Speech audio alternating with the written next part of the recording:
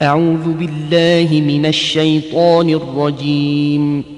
சபிக்கப்பட்ட ஷைத்தானை விட்டு அல்லாஹ்விடம் நான் பாதுகாப்பு தேடுகின்றேன்.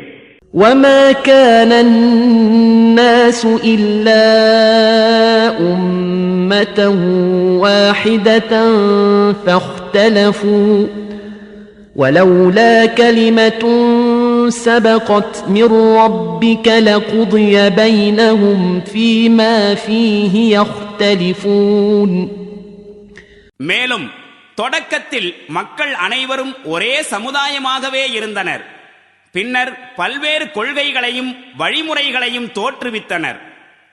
இறைவனிடம் முன்னரே ஒரு விஷயம் முடிவு செய்யப்பட்டிராவிட்டால் அவர்கள் கருத்து முரண்பாடு கொண்டிருக்கும் விஷயத்தில் அவர்களுக்கிடையே தீர்ப்பளிக்கப்பட்டு விட்டிருக்கும்.